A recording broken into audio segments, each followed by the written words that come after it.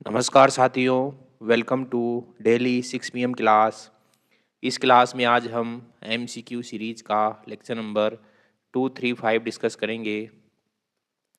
Question number first है, महात्मा गांधी द्वारा व्यक्तिगत सत्याग्रह आंदोलन के महात्मा गांधी द्वारा व्यक्तिगत सत्याग्रह आंदोलन के लिए प्रथम सत्याग्रही कौन चुना गया था?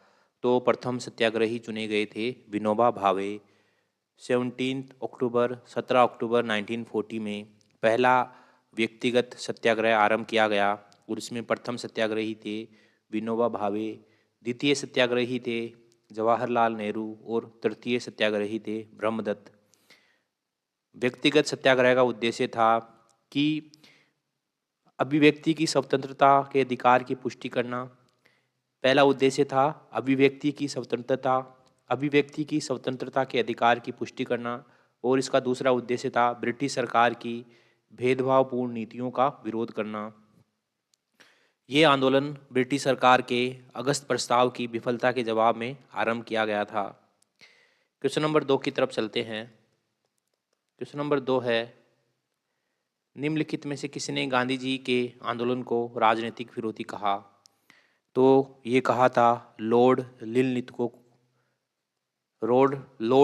लिन लिथगो ने 1936 से 1943 तक ये भारत के वायसराय रहे थे, लॉर्ड लिन लिथगो, और इन्होंने गांधी जी के आंदोलन को राजनीतिक विरोधी कहा। क्वेश्चन नंबर 3 है, किसकी दृष्टि में क्रिप्स प्रस्ताव एक टूटते हुए बैंक के नाम एक उत्तर दिनांकित cheque, post dated cheque upon a crashing bank था? तो ये महात्मा गांधी के अनुसार था। क्वेश्चन नंबर 4 है, निम्नलिखित में से कौन क्रिप्स मिशन के साथ कांग्रेस के आधिकारिक वार्ताकार थे? तो क्रिप्स मिशन के साथ कांग्रेस के आधिकारिक वार्ता थे पंडित नेहरू और मौलाना आज़ाद, पंडित जवाहरलाल नेहरू और Maulana Abul Kalam Azad, option C. Question number 5 है, निम्नलिखित प्रधानमंत्रियों में से किसने भारत में क्रिप्स मिशन भेजा था? तो ये भेजा था विंस्टन चर्चिल ने। क्वेश्चन नंबर 6 है, ब्रिटानिया सरकार के प्रस्तावों की प्रारूप घोषणा जो सर स्टेफोर्ड क्रिप्स लाए थे में सम्मिलित थे?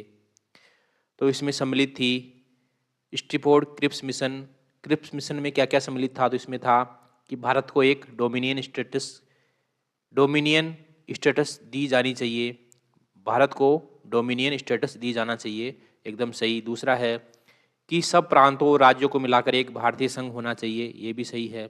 तीसरा है कोई भी प्रांत या भारतीय राज्य भारतीय संघ के बाहर रहने का निर्णय ले सकता है, तीसरा भी सही है। और चौथा है कि भारत का संविधान भारत की जनता द्वारा निर्मित किया जाए, ये भी सही है। तो इसमें डी ऑप्शन हमारा आंसर हो गया। क्वेश्चन नंबर 7 है, निम्नलिखित में से किन पार्टियों ने भारत छोड़ो आंदोलन का समर्थन नहीं किया था? तो मुस्लिम लीग, भारतीय कम्युनिस्ट पार्टी और हिंदू महासभा इसके खिलाफ थी, और यूनियनिस्ट पार्टी ऑफ पंजाब भी इसके खिलाफ थी। तो Hindu Mahasabha, communist party of India, unionist party of Punjab और मुस्लिम लीग भारत छोड़ो आंदोलन के खिलाफ थी। तो इसमें डी ऑप्शन हमारा आंसर हो गया। नौकरशाही भी भारत छोड़ो आंदोलन के खिलाफ थी, और BR अम्बेडकर और पेरियार नायकर भी भारत छोड़ो आंदोलन के खिलाफ थे। क्वेश्चन नंबर 8 है, भारत छोड़ो प्रस्ताव का आलेख किसने बनाया था? तो ये बनाया था मौलाना अबुल कलाम आज़ाद ने। भारत छोड़ो प्रस्ताव का ड्राफ्ट मौलाना अबुल कलाम आज़ाद ने बनाया था। क्वेश्चन नंबर 9 है, 1942 में कांग्रेस के बम्बई अधिवेशन में किसके द्वारा भारत छोड़ो प्रस्ताव प्रस्तावित किया गया था? तो ये प्रस्तावित किया गया था जवाहरलाल नेहरू के द्वारा। क्वेश्चन नंबर 10 है, निम्नलिखित में से कौन भारतीय राष्ट्रीय कांग्रेस का लगातार 6 वर्षों तक अध्यक्ष था? तो ये थे अबुल कलाम आज़ाद 1940 से 1946 के मध्य। ओके साथियों, इसी के साथ MCQ सीरीज का लेक्चर नंबर 235 यहीं समाप्त होता है। मिलते हैं अगले लेक्चर में, तब तक के लिए थैंक यू वेरी मच।